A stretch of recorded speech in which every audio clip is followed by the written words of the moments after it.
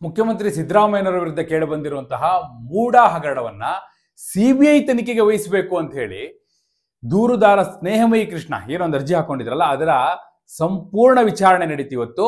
ವಿಚಾರಣೆಯಲ್ಲಿ ಏನೇನಾಯ್ತು, ಸಿದ್ದರಾಮಯ್ಯನವರ ಪರವಾದಂತ ವಕೀಲರು ಏನೇನು ಹೇಳಿದ್ರು, ಸ್ನೇಹಮಯಿ ಕೃಷ್ಣ ಪರ ವಕೀಲರು ಏನೇನು ಹೇಳಿದ್ರು, ಅಂತಿಮವಾಗಿ ಜಡ್ಜ್ ಏನ್ ಹೇಳಿದ್ರು, ಏನಾಯ್ತು ಕೇಸ್, ಅಂತಿಮ ತೀರ್ಪು ಏನು, ಎಸ್ ಈ ಎಲ್ಲ ವಿವರಗಳನ್ನ ಕೊಡೋ ಸಲುವಾಗಿ ನಾನು ಬಂದಿದ್ದೇನೆ. ಆತ್ಮೀಯರೇ, ವಾರ್ತೆ ವಿಶೇಷ ಕಾರ್ಯಕ್ರಮಕ್ಕೆ ಸ್ವಾಗತ.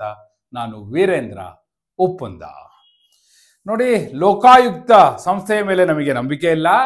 ಹೀಗಾಗಿ ಮೂಡ ಹಗರಣವನ್ನ, ಆ ಪ್ರಕರಣವನ್ನ ಸಿಬಿಐ ತನಿಖೆಗೆ ವಹಿಸಿ ಅಂತ ಹೇಳಿ ದೂರುದಾರ ಸ್ನೇಹಮಯಿ ಕೃಷ್ಣ ಅರ್ಜಿ ಹಾಕೊಂಡಿದ್ದು. ಅದರ ವಿಚಾರಣೆ ಇವತ್ತು ನಿಗದಿಯಾಗಿತ್ತು. ಇವತ್ತು ಯಾರ್ಯಾರು ಏನೇನು ಹೇಳಿದ್ರು ಎಲ್ಲವನ್ನೂ ಕೂಡ ನಾನು ಹೇಳ್ತೀನಿ. ಆದ್ರೆ ನೋಡಿ, ಎಲ್ಲ ವಾದ ಪ್ರತಿವಾದ ಇವತ್ತೇ ಮುಗಿಸಿದ್ರು. ವಿಳಂಬ ಮಾಡುವಂತ ಬಹಳಷ್ಟು ತಂತ್ರಗಳು ನಡೀತು. ಎಲ್ಲ ತಂತ್ರಗಳ ನಡುವೆಯೂ ಸಹ ನ್ಯಾಯಮೂರ್ತಿ ನಾಗಪ್ರಸನ್ನ ಅವರ ಪೀಠ ಯಾವುದೇ ಕಾರಣಕ್ಕೂ ವಿಳಂಬಕ್ಕೆ ಅವಕಾಶ ಕೊಡಲೇ ಇಲ್ಲ. ಮತ್ತು ಆರಂಭದಿಂದಲೂ ಅವ್ರು ಹೇಳ್ತಾ ಇದ್ರು ಇವತ್ತೇ ಇದರ ವಾದ ಪ್ರತಿವಾದ ಮುಗಿಲೇಬೇಕು ಅಂತ. ಅದೇ ರೀತಿ ಮುಗಿಸಿದ್ರು ಕೂಡ.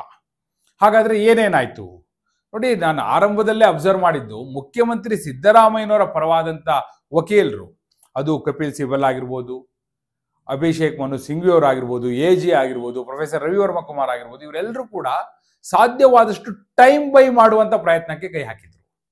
ಹೇಗಾದ್ರೂ ಮಾಡಿ ಸಮಯ ತೆಗೆದುಕೊಳ್ಬೇಕು, ಇದವರ ಪ್ರಯತ್ನ ಆಗಿತ್ತು. ಮೊದಲೇನ್ ಹೇಳಿದ್ರು, ಕಪಿಲ್ ಸಿಬಲ್ ಅವರು ಸ್ವತಃ ಅವರೇ ವಾದವನ್ನ ಮಂಡಿಸುವವರಿದ್ದಾರೆ. ಸೊ ನೀವು ಬೆಂಗಳೂರಿನಲ್ಲಿ ವಿಚಾರಣೆಯನ್ನ ನಿಗದಿಪಡಿಸಿ, ಆಗ ಅವರು ಸ್ವತಃ ಬೆಂಗಳೂರಿಗೆ ಬಂದು ಇನ್ ಪರ್ಸನ್ ತಮ್ಮ ವಾದವನ್ನ ಮಂಡಿಸ್ತಾರೆ ಅನ್ನೋ ಮಾತನ್ನ ಆರಂಭದಲ್ಲಿ ಹೇಳಿ ಸಮಯವನ್ನು ಬೈ ಮಾಡುವಂತ ಪ್ರಯತ್ನವನ್ನ ಮಾಡಿದ್ರು. ಯಾಕಂದ್ರೆ ಇವತ್ತು ನ್ಯಾಯಮೂರ್ತಿ ನಾಗಪ್ರಸನ್ನ ಅವರು ಧಾರವಾಡ ಪೀಠದಿಂದ ಈ ವಿಚಾರಣೆಯನ್ನ ನಡೆಸಿದ್ರು. ಆಗ ವಿಡಿಯೋ ಕಾನ್ಫರೆನ್ಸ್ ಮೂಲಕ ತೆಗೆದುಕೊಳ್ಳಿ, ಅವ್ರು ವಿಡಿಯೋ ಕಾನ್ಫರೆನ್ಸ್ ಮೂಲಕವೇ ಕಪಿಲ್ ಸಿಬಲ್ ಅವರು ಜಾಯಿನ್ ಆಗ್ಲಿ ಅನ್ನುವಂತ ನಿರ್ದೇಶನ ಬಂತು.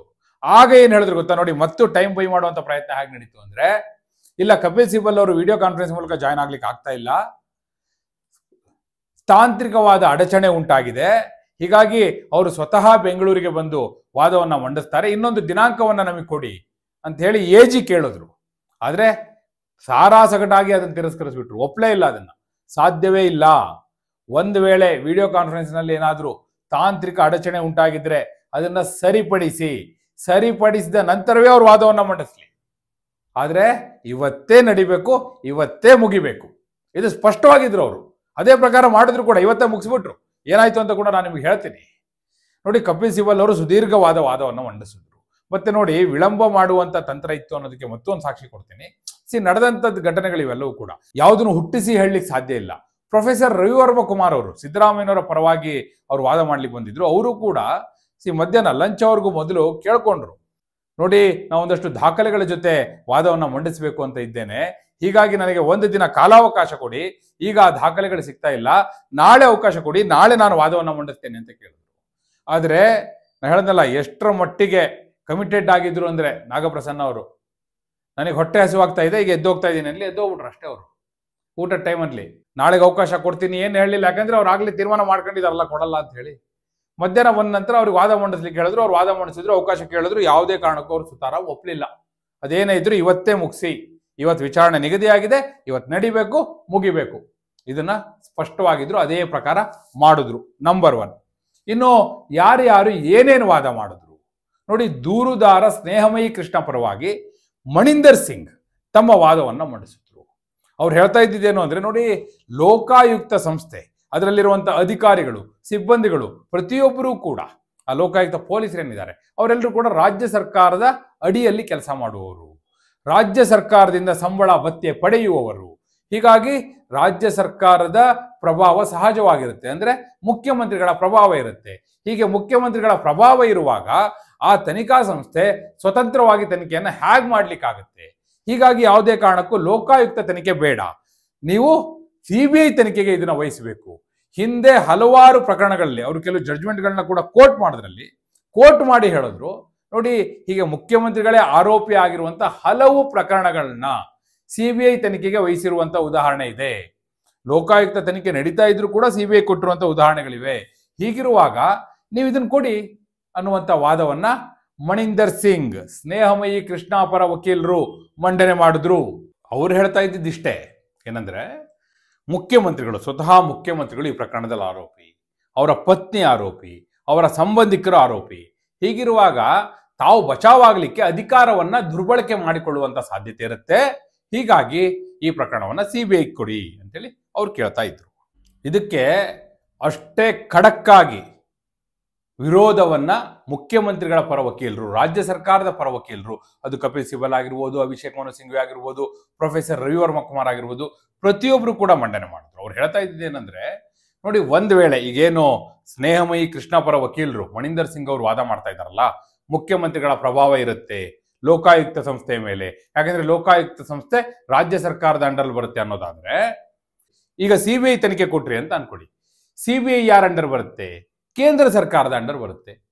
ಆಗ ಸಹಜವಾಗಿ ಕೇಂದ್ರ ಸರ್ಕಾರದ ಅಡಿಯಲ್ಲಿ ಬರುವಂತಹ ಸಿಬಿಐ ಸಂಸ್ಥೆಯ ಅಧಿಕಾರಿಗಳ ಮೇಲೆ ಪ್ರಧಾನಮಂತ್ರಿಗಳ ಪ್ರಭಾವ ಇರುತ್ತೆ.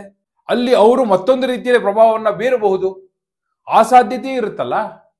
ಸೊ ಪ್ರಭಾವ ಎಲ್ಲಿರೋದಿಲ್ಲ ಈ ರೀತಿ ನೋಡ್ಲಿಕ್ಕೆ ಹೋದ್ರೆ. ಹೀಗೆ ವಾದ ಮಾಡ್ತಾ ಹೋದ್ರೆ ಅದಕ್ಕೆ ಕೊನೆ ಇದೆಯಾ? There is no end. ಇಂತಹ ವಾದಗಳನ್ನ ನೀವು ಎಂಟರ್ಟೈನ್ ಮಾಡಬೇಡಿ.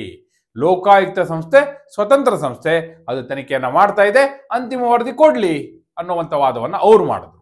ಆದ್ರೆ ಇಲ್ಲಿ ಅಂತಿಮ ವರದಿಯನ್ನ ಕೊಡ್ಲಿಕ್ಕೆ ಆಗೋದಿಲ್ಲ. ಈಗ ಲೋಕಾಯುಕ್ತ ಪೊಲೀಸರು ಸಹ ಮಧ್ಯಂತರ ವರದಿಯನ್ನ ಸಲ್ಲಿಕೆ ಮಾಡಿದ್ದಾರೆ, ಆದ್ರೆ ಅಂತಿಮ ವರದಿ ಯಾಕೆ ಕೊಡ್ಲಿಕ್ಕೆ ಆಗೋದಿಲ್ಲ ಅಂದ್ರೆ, ಲೋಕಾಯುಕ್ತ ಪೊಲೀಸರಿಗೆ ತನಿಖೆ ಮಾಡ್ತಾ ಇದಾರಲ್ಲ, ಅದಕ್ಕೆ ಆಕ್ಷೇಪ ವ್ಯಕ್ತಪಡಿಸಿಯೇ ಈಗ ದೂರುದಾರ ಸ್ನೇಹಮಯಿ ಕೃಷ್ಣ ಅರ್ಜಿಯನ್ನ ಸಲ್ಲಿಸಿರೋದು. ಅದೇ ಅರ್ಜಿ ಈಗ ವಿಚಾರಣೆ ಆಗಿದ್ದು. ಈ ಅರ್ಜಿ ಪ್ರಸ್ತುತವಾಗಿರ್ಬೇಕು ಅಂದ್ರೆ ಅಂತಿಮ ವರದಿ ಸಲ್ಲಿಸಬಾರ್ದು. ಒಂದ್ ವೇಳೆ ಅಂತಿಮ ವರದಿ ಸಲ್ಲಿಸಿದ್ರು ಅನ್ಕೊಡಿ, ಲೋಕಾಯುಕ್ತ ಪೊಲೀಸರು ಅಂತಿಮ ವರದಿಯನ್ನ ಸಲ್ಲಿಸಿದ್ದೇ ಆದ್ರೆ ಅಲ್ಲಿ ಆಕ್ಷೇಪ ವ್ಯಕ್ತಪಡಿಸಿದ ಪ್ರಯೋಜನ ಏನು ಬಂತು? ಅವ್ರು ರಿಪೋರ್ಟನ್ನೇ ಕೊಟ್ಟಾಯ್ತಲ್ಲ, ಮುಗ್ದೇ ಹೋಯ್ತಲ್ಲ ತನಿಖೆ ಅಲ್ಲಿಗೆ. ಇವ್ರ ಆಕ್ಷೇಪಕ್ಕೆ ಅರ್ಥವೇ ಇಲ್ದಾಗ ಆಗುತ್ತೆ. ಮತ್ತೇನಾಗುತ್ತೆ? ಈಗ ಏನು ವಿಚಾರಣೆ ಮಾಡ್ತಾ ಇದಾರಲ್ಲ, ಈ ವಿಚಾರಣೆ ಬಹಳ ಮುಖ್ಯ. ಯಾಕೆ ಅಂತ ಹೇಳ್ತೀನಿ ಕೇಳಿ. ಒಂದ್ ವೇಳೆ ಸಿಬಿಐ ತನಿಖೆ ಕೊಟ್ರು ಅಂತ ಅನ್ಕೊಳ್ಳಿ, ಸಿಬಿಐ ತನಿಖೆ ಕೊಟ್ಟಿದ್ದೇ ಆದ್ರೆ ಆಗ ಲೋಕಾಯುಕ್ತ ಸಂಸ್ಥೆಯ ತನಿಖೆ ನಡೀತಾ ಇದೆಯಲ್ಲ, ಅದರ ಪ್ರಸ್ತುತತೆ ಏನು ಉಳಿತು? ಅದು ಪ್ರಸ್ತುತತೆ ಕಳ್ಕೊಳ್ಳುತ್ತೆ. ನೋಡಿ, ಇಲ್ಲಿ ಎರಡರಲ್ಲೊಂದು ತನ್ನ ಪ್ರಸ್ತುತತೆಯನ್ನು ಕಳೆದುಕೊಳ್ಳುತ್ತೆ. ಒಂದು ಲೋಕಾಯುಕ್ತ ತನಿಖೆಯ ಪ್ರಸ್ತುತತೆ ಹೊರಟೋಗುತ್ತೆ. ಇಲ್ಲ ಅಂದ್ರೆ ಇವ್ರು ರಿಟ್ ಅರ್ಜಿ ಹಾಕಿದಾರಲ್ಲ, ಅದನ್ನ ಪ್ರಶ್ನೆ ಮಾಡಿ, ಅದು ಯಾವುದೇ ಅರ್ಥ ಇಲ್ಲದ ಹಾಗಾಗುತ್ತೆ. ಹೀಗಾಗಿ ಏನ್ ಮಾಡಿದ್ದಾರೆ ನ್ಯಾಯಮೂರ್ತಿಗಳು, ಅಂತಿಮ ವರದಿಯನ್ನ ಸಲ್ಲಿಸಲಿಕ್ಕೆ ಲೋಕಾಯುಕ್ತ ಪೊಲೀಸರು ತನಿಖೆ ಮಾಡ್ತಾ ಇದ್ದಾರೆ, ಅದರ ಅಂತಿಮ ವರದಿಯನ್ನ ಸಲ್ಲಿಸಲಿಕ್ಕೆ ಗಡುವನ್ನ ವಿಸ್ತರಿಸಿದ್ದಾರೆ. ಈಗಾಗಲೇ ಮಧ್ಯಂತರ ವರದಿಯನ್ನ ನೀಡಿದ್ದಾರೆ, ಆದ್ರೆ ಅಂತಿಮ ವರದಿಯನ್ನ ಸಲ್ಲಿಕೆ ಮಾಡಲಿಕ್ಕೆ ಗಡುವು ವಿಸ್ತರಣೆ ಆಗಿದೆ. ಇಲ್ಲ ಅಂದ್ರೆ ಈ ಅರ್ಜಿಗೆ ಅರ್ಥವೇ ಇರೋದಿಲ್ವಲ್ಲ. ಸಿಬಿಐ ತನಿಖೆ ಕೊಟ್ಟಿದ್ದೆ ಆದ್ರೆ ಆಗ ಫಿನಿಶ್.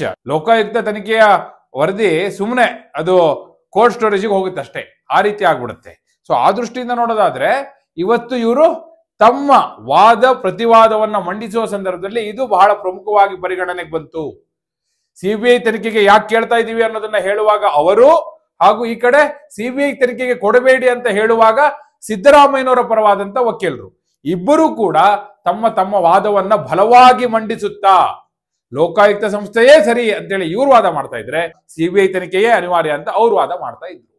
ಈ ವಾದ ಪ್ರತಿವಾದವನ್ನ ಆಲಿಸಿದಂತಹ ನ್ಯಾಯಮೂರ್ತಿ ನಾಗಪ್ರಸನ್ನ ಅವರು ಎಲ್ಲವನ್ನು ಕೇಳಿಸ್ಕೊಂಡ್ರು.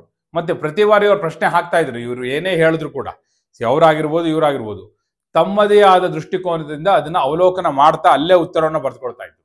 ಇಷ್ಟೆಲ್ಲ ಮಾಡಿದ ನಂತರ ಅಂತಿಮವಾಗಿ ಇವತ್ತೇ ವಾದ ಪ್ರತಿವಾದವನ್ನ ಸಂಪೂರ್ಣ ಮುಕ್ತಾಯಗೊಳಿಸಿ ಅಂತಿಮ ತೀರ್ಪನ್ನ ರಿಸರ್ವ್ ಮಾಡಿದ್ದಾರೆ. ಅಂದ್ರೆ ಅದನ್ನ ಪ್ರಕಟ ಮಾಡೋದಷ್ಟೇ ಬಾಕಿ ಉಳಿಸಿದ್ದಾರೆ. ಅದು ಯಾವಾಗ ಬೇಕಾದ್ರೂ ಅವ್ರು ಪ್ರಕಟ ಮಾಡಬಹುದು, ನಾಳೆಯೋ ನಾಡಿದ್ದೋ ಅಥವಾ ಒಂದು ವಾರದ ನಂತರವೋ ಯಾವಾಗ ಬೇಕಾದ್ರೂ ಅವರು ಪ್ರಕಟ ಮಾಡಬಹುದು.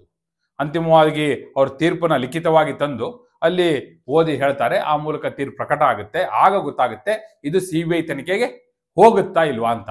ಒಂದು ವೇಳೆ ಸಿಬಿಐ ತನಿಖೆಗೆ ಕೊಟ್ಟದ್ದೇ ಆದ್ರೆ, ನಾ ಹೇಳ್ತೀನಿ ಕೇಳಿ, ಆಗ ಸಿದ್ದರಾಮಯ್ಯನವರ ಕುರ್ಚಿಯ ಪ್ರಶ್ನೆ ಹೇಳುತ್ತೆ. ಆಂತರಿಕವಾಗಿಯೂ ಬಾಹ್ಯವಾಗಿಯೂ ಸಿದ್ದರಾಮಯ್ಯನವರು ಮುಖ್ಯಮಂತ್ರಿ ಕುರ್ಚಿಯಲ್ಲಿ ಮುಂದುವರಿಲಿಕ್ಕೆ ಆಕ್ಷೇಪಗಳು ಹೇಳುತ್ತೆ. ಪಕ್ಷದಲ್ಲೂ ಆಂತರಿಕವಾಗಿ ಕೆಲವು ಆಕ್ಷೇಪಗಳು ಹೇಳುತ್ತೆ, ಬಾಹ್ಯವಾಗಿ ವಿರೋಧ ಪಕ್ಷಗಳು ಹೋರಾಟವನ್ನ ಮಾಡ್ತವೆ. ಆ ಹಿನ್ನೆಲೆಯಲ್ಲಿ ಈ ಪ್ರಕರಣದ ತೀರ್ಪು ಬಹಳ ಮುಖ್ಯ. ನಿಮ್ಮ ಪ್ರಕಾರ ನೀವು ನೋಡಿದಿರಿ ಇವತ್ತು ವಾದ ಪ್ರತಿವಾದ ಏನಾಗಿದೆ ಅಂತ ನಾನು ಕೂಡ ವಿವರಿಸಿದ್ದೀನಿ. ಇದನ್ನ ಕೇಳಿದ ನಂತರ ನಿಮಗೇನನ್ಸುತ್ತೆ? ಇದು ಸಿಬಿಐ ತನಿಖೆಗೆ ಹೋಗಬಹುದೋ ಅಥವಾ ಲೋಕಾಯುಕ್ತ ತನಿಖೆ ಮುಂದುವರಿಯಬಹುದು? ಒಂದು ವೇಳೆ ಸಿಬಿಐ ತನಿಖೆಗೆ ಹೋದದ್ದೇ ಆದ್ರೆ ಆಗ ಸಿದ್ದರಾಮಯ್ಯನವರು ಮುಖ್ಯಮಂತ್ರಿ ಸ್ಥಾನವನ್ನ ತ್ಯಾಗ ಮಾಡಬೇಕಾದಂತ ಅನಿವಾರ್ಯತೆ ಬರಬಹುದೇ? ಏನಾಗಬಹುದು?